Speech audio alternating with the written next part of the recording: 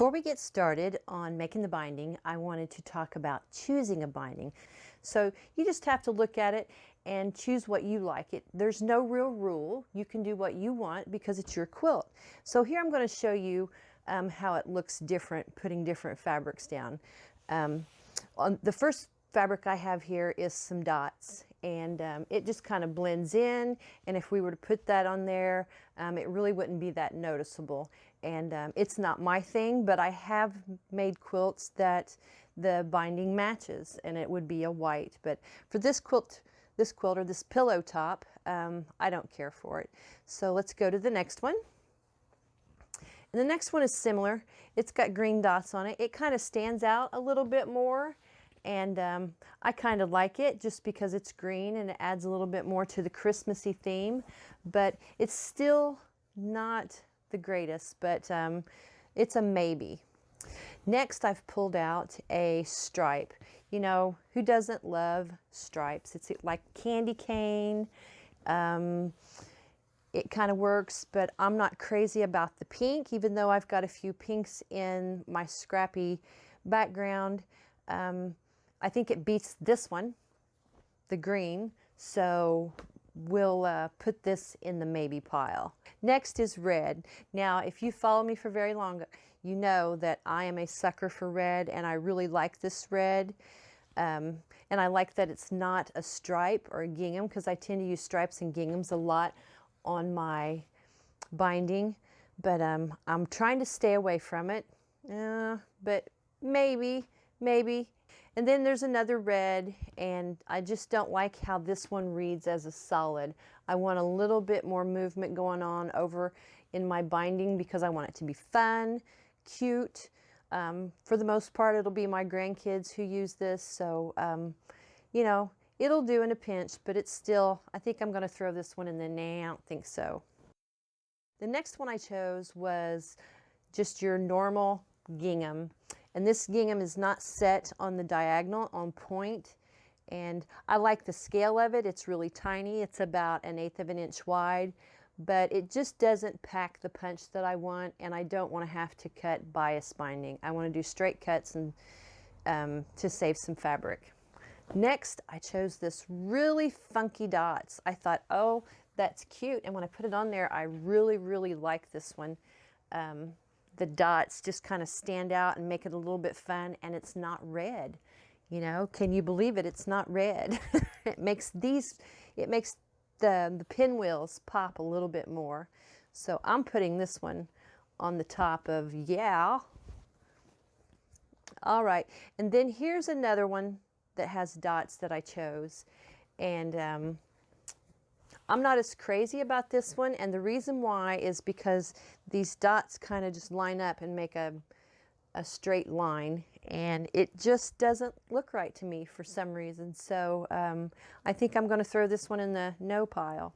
So that leaves me with the three: the green, the red dot, the stripe, and every one of them would work just great. But I have so many Christmas pillows that have a red binding on it that I think I'm going to go with this green one just to do something different, a little funky, and it'll kind of pop out a little bit. Okay, now that we've picked our fabric, we've got to figure out how much binding we need and how wide to cut it. And if you need help with that, there's a website called Quilter's Paradise, and they have several different type of calculators on there for quilters. One of them is a binding calculator, and you just put in how wide your quilt is, how long your quilt is, how wide you want your strips to be cut, and it will tell you how much fabric you need to buy and how many strips to cut. For smaller projects like this one, you could just lay your project on there, and we know that you know, this is doubled fabric. It's width of fabric. So I laid my project on here, so I know that this is going to cover two sides pretty easily. Right here you can see that it's going to fit. But so I would need two strips. So this would cover, one strip would cover these two sides, and another strip would cover these two sides. But would I have enough to actually work with to put together when we have to close that binding? So I'm going to cut 3 strips. It's just that easy. And with pillow tops, I tend to like a wider binding, so I'm going to cut my strips at 2.5. I like to make binding equal on both sides. If I have a 1/4 inch showing on this side, I want a 1/4 inch showing on the back side as well. In today's video, I'm going to be showing you how to make binding that is the same width on both sides, and it has a machine stitch on both sides on the binding. So I'm going to cut 3 strips at 2.5 to put on my pillow.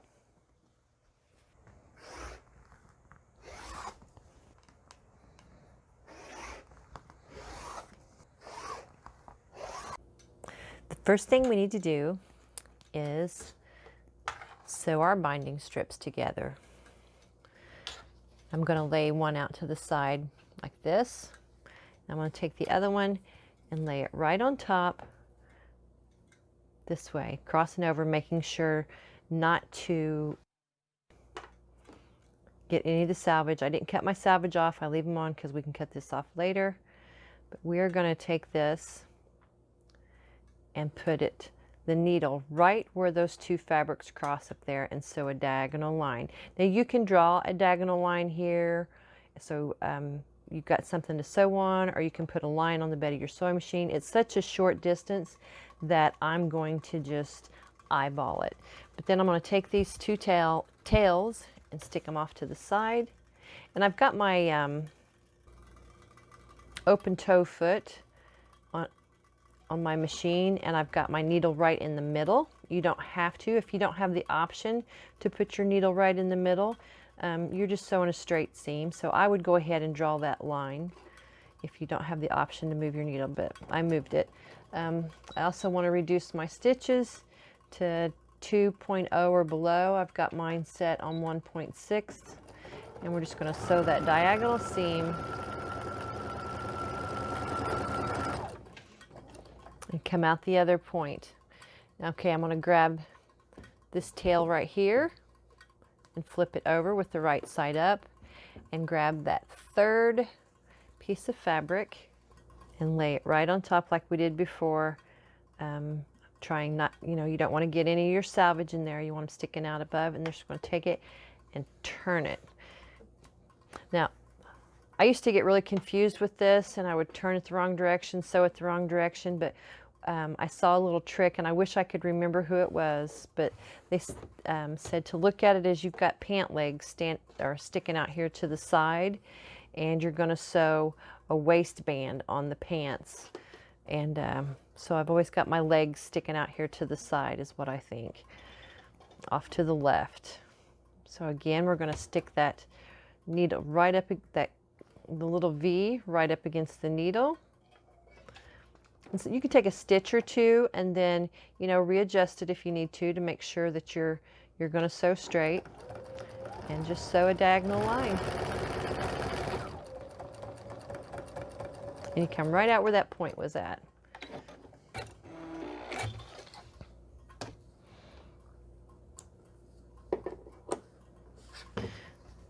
Now we need to cut these off. About a 1/4 inch away. Could be a little less, a little more. It doesn't matter. It's a seam. It's going to be on the inside. Just trim that little dog ear off. And I save these to make half square triangles out of them, but you could toss them in the trash if you wanted. Cut the other one.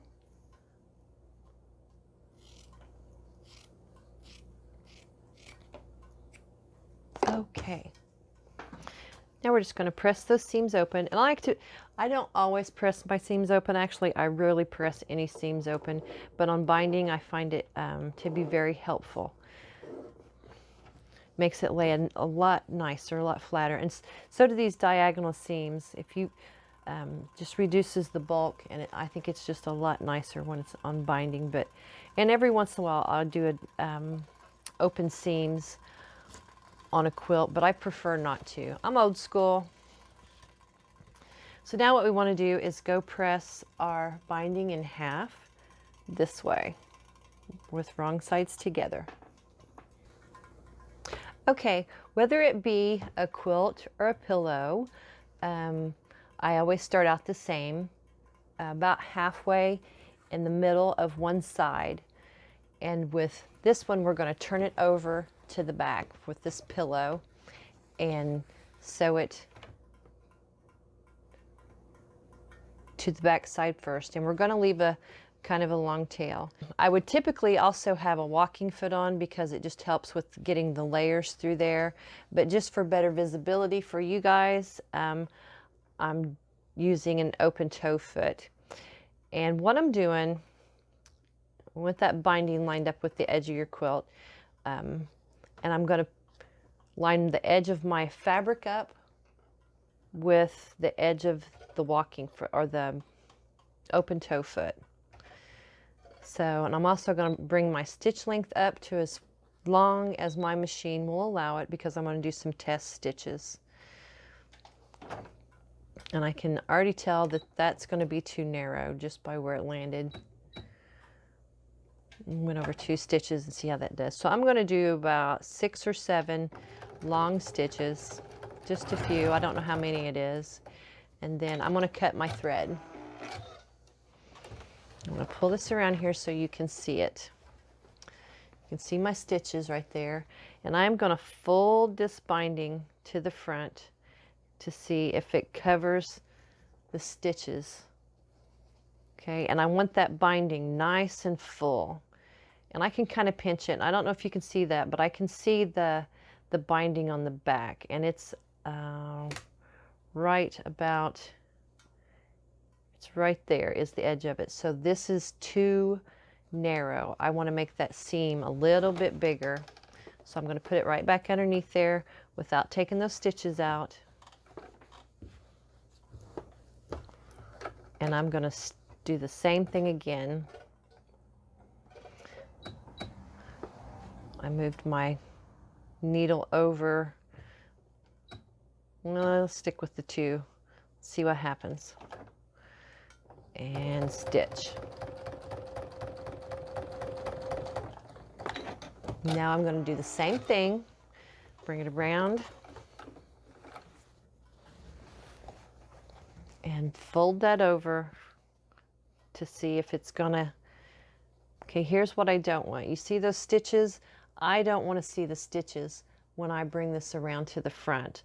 I want my binding to cover it, but I don't want it to cover it too much. So I'm going to go in, pick out that last stitch line that I did, and go one more stitch or one more width narrower, readjust it.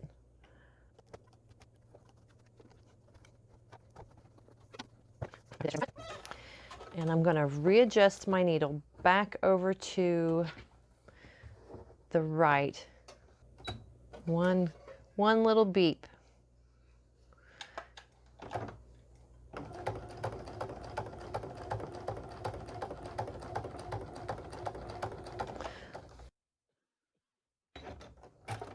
And we'll check it again, and it should be perfect. Okay, so I'm going to do it again. Fold that to the front, and that is pretty perfect. It covers up those stitches, and it's just about the same width on both the front and the back, and that's what we want. We want this nice and full. You don't want to be able to pinch that and it not be full of binding. And you also cannot see the stitches on the front. All right, so now I've got my stitch width set. I can go all the way around this quilt now. No, your eyes are not deceiving you, and YouTube is not all messed up showing you another video. The problem is I had some technical difficulties and did not know that my cameras had shut off.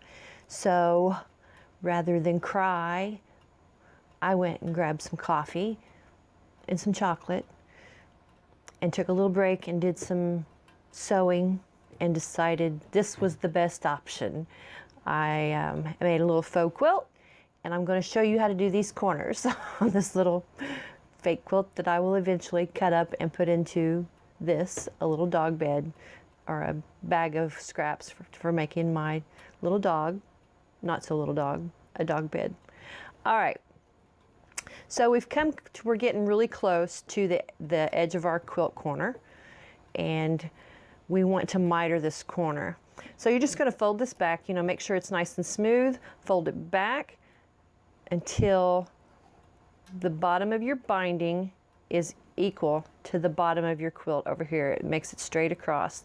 That's a little bit off, so I'm going to readjust it just a smidgen. All right, so I got my 45-degree angle.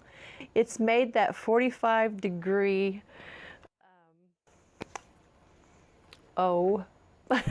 seam. I hope you can see that. But just because you can't, I am going to draw a line on there, okay? That way you can see it. And we are going to sew up until we get to that line. Make sure your fabric is lined up with the edge of your quilt.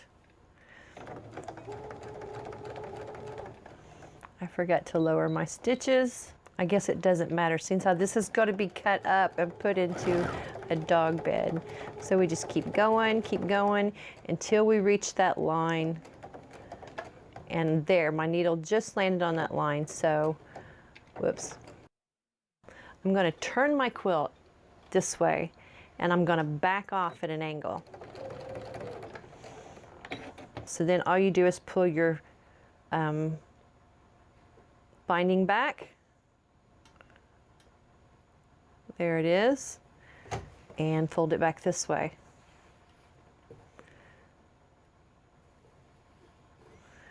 We want this edge lined up, and we want this edge lined up. We want this one just a little bit shy. And when I say a little bit shy, I mean like a 1/16 of an inch from the edge of the quilt. And that makes the best point. Put it back underneath there. And I come in about a 1/2 inch or so because I want to back stitch off of there because, you know, this is going to take some stress when we go turning it to the other side. And then come back forward. And continue stitching around our quilt and doing each corner exactly the same. We've got our two tails. And what we're going to do is kind of like find a center mark, just visually. And I'm going to bring this over here and fold it back.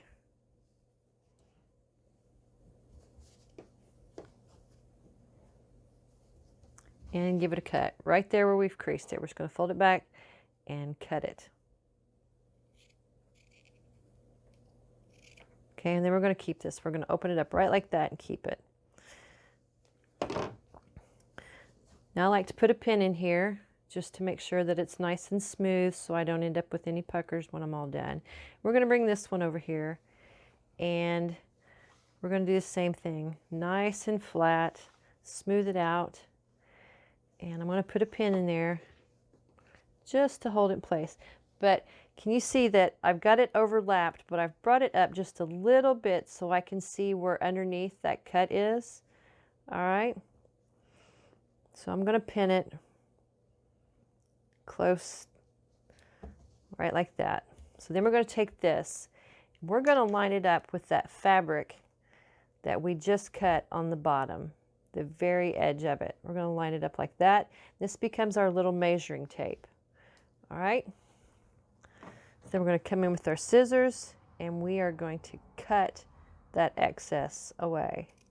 On this side, only cut the top one, not the bottom one. And that's looking pretty good. It looks a little bit crooked, but I'm going to fix that. Just trim that bottom off. There's a little bit of excess. Pull our pins out. So we've cut it.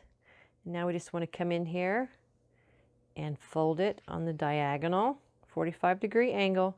You're just lining it up here, the bottom, holding it, and then folding it in half. So you've made a 45-degree angle. You pick up this one and stick it in there. You can just put it in there like that, match up those two corners, and pick it up.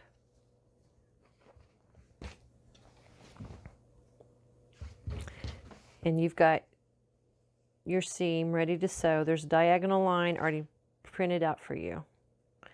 So, printed out. It's not printed. Oh my goodness, I can't believe I said that. It's been a long day.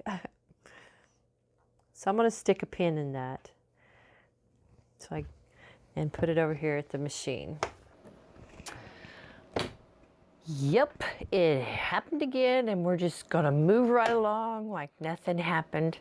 To sew the two pieces together, we're going to sew right on that diagonal line, but I'm going to draw a diagonal line just so it makes it easier for you to see. And this is a air erase marker. I get them at Walmart or Joann's, just wherever I can get it the cheapest. All right, so just butt it right up against that needle.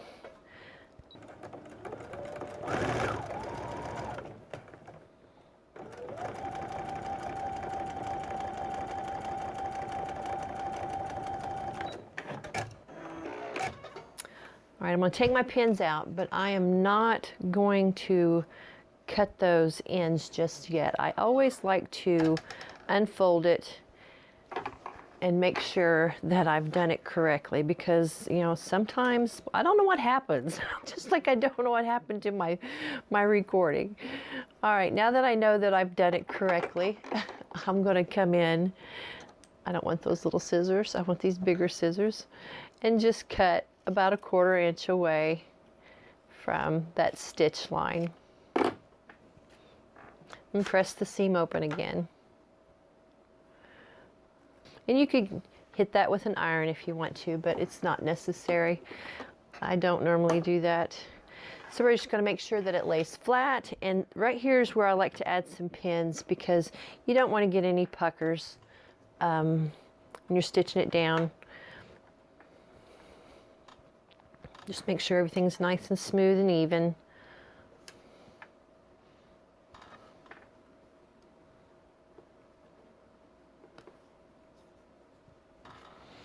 Right, then you'll turn it around and make sure your stitch width is the same as it was before. Okay, just do a little forward stitch and a little backward stitch, and close up that seam.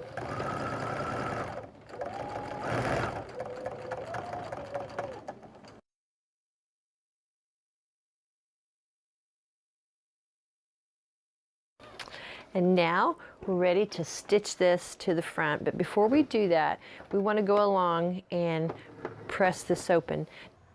Okay, this is where these little wonder clips actually come in handy for me. I know I told you guys earlier that I don't like wonder clips, but I do use them for this process. And it's on the corners. And I go through and pin or clip all my corners first. It just makes it a little bit easier. And what I want to do is, you can see that stitch line right there. That's the line that we're wanting to just barely cover. And I'll slip a picture in here of what this looks like when I'm done folding it over. But I'm just barely covering that. And I'm going to stick a wonder clip in there just to hold it for now. They don't want to slide around too good. That was kind of goofy looking. And then I will come over here on this side and do the same thing. I am just barely covering up that stitch that it was made from the other side when we stitched down the other side. And I will put a wonder clip there. I may scoot that down just a smidgen. Okay, now I'm going to push this corner in. Make sure there's no little stray threads. There's a ton of threads. And then pull this other over at a 45-degree angle. You may have to fiddle with it just a little bit until they meet up. I'm going to hold it and then stick another wonder clip right there. And I can take that out when I'm stitching, but I will go around the edge and do, or go around and do every corner exactly the same way. The rest of it I'm not going to mess with, but if you want, you could go ahead and put binding clips all the way down. I just don't think that it's worth the effort. I can do it as I go.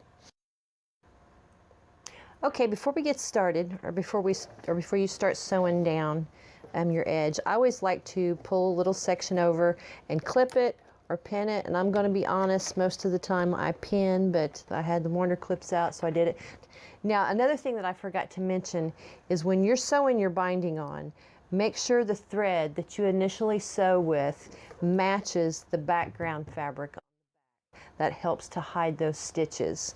Now I'm going to change out my thread to green. I've got an Aurora Fill green right here that I'm going to use that matches pretty well. This is 50 weight.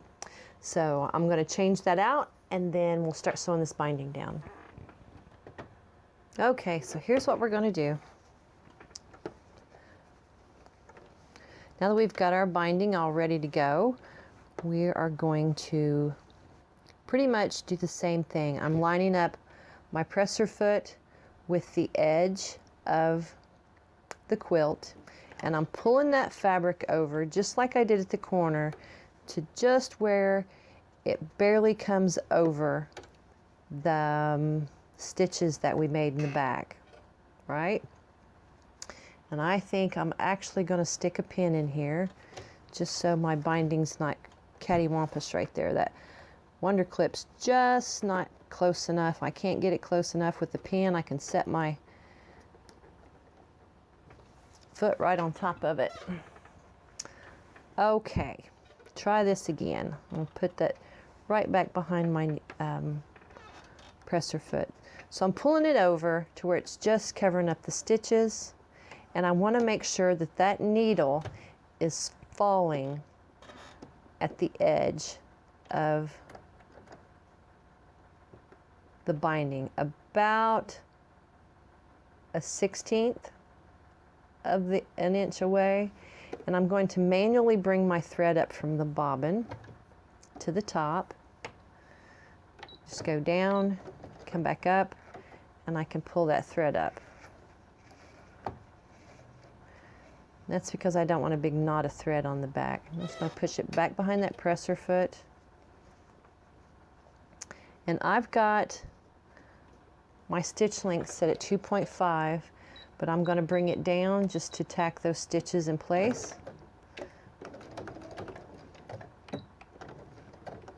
2 or 3 stitches, I usually do it. I'm going to throw that back behind the presser foot.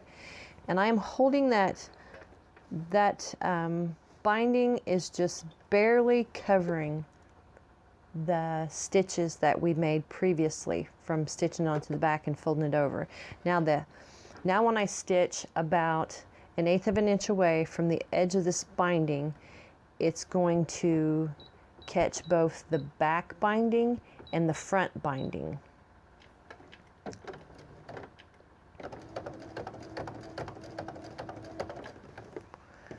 And this, you've got to stitch a little bit slower than you would if you did binding the way that most people do, where they're stitching in a ditch or just moving right along, because you're not trying to hide that stitch.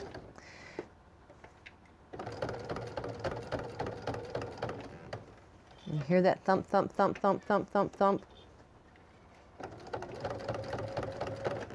That means I'm hitting the binding on the back, which is what we want.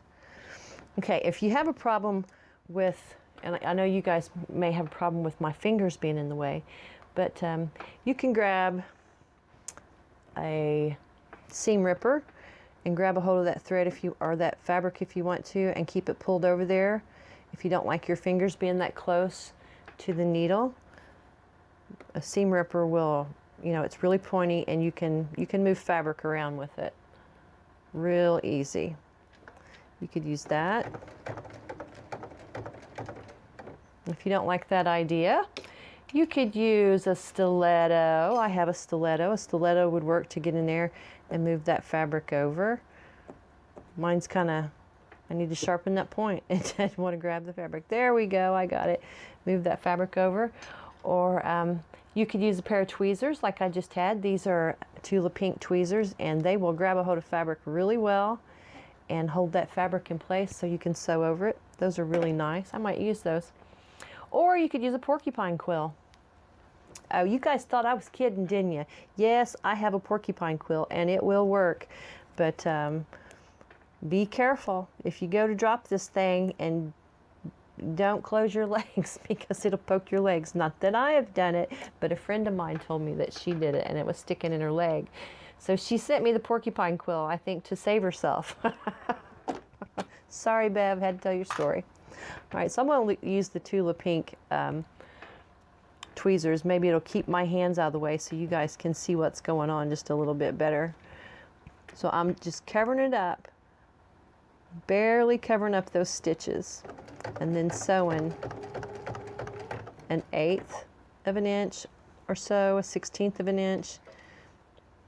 As long as you're covering up those stitches and staying away from, you know, a little bit from the edge. Hear it? Ker-chunk, ker-chunk, ker-chunk, ker-chunk.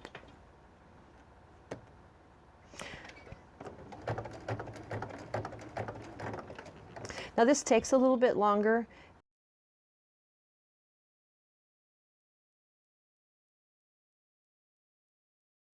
But it's quicker than hand stitching, and I think it just has a more uniform look to it.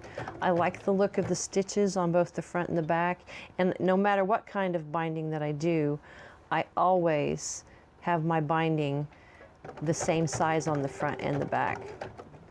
I think it just looks nicer.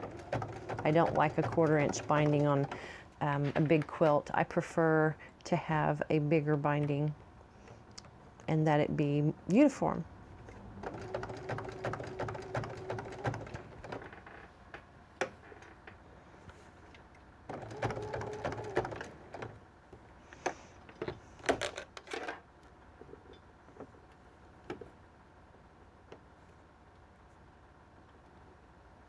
As you can see, I've got a little bit of excess fabric right here, and I'm going to pull that down and push it into the corner, and no one will ever know.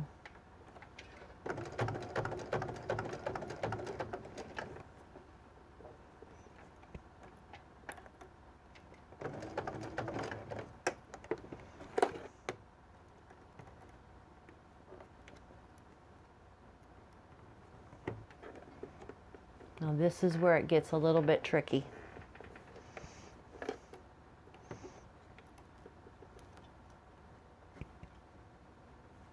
I just got it in place, and I'm going to hold it with those tweezers or a pin, and 1 stitch at a time. I'll move my tweezers back a little bit, but push that fabric up until it gets into that 45-degree angle, and we're in the 45-degree angle, so we can now turn it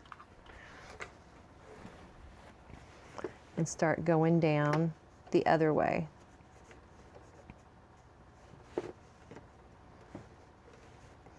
I'm going to put that in there just so it'll hold it. Whoops. The corners are the trickiest, but after you do 1 or 2 corners, they go a little bit faster. And I'm slowing this down just for the sake of you guys so you can see what's going on.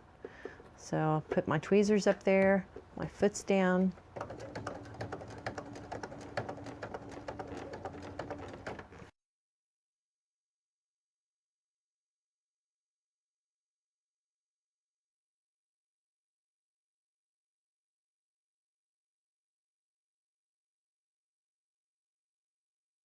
And then, so what do you say? Let's get a pillow forming this and see how she looks. All right, y'all, there she is, sitting with my fall quilt display that I've been working on. I even put down my cute little runner that goes with my Christmas decor, but she's looking really cute. And I'll be coming out with a free quilt pattern that these were the test blocks for, so you'll want to look for that here in the next month or so. I've got another quilt that I'm working on right now.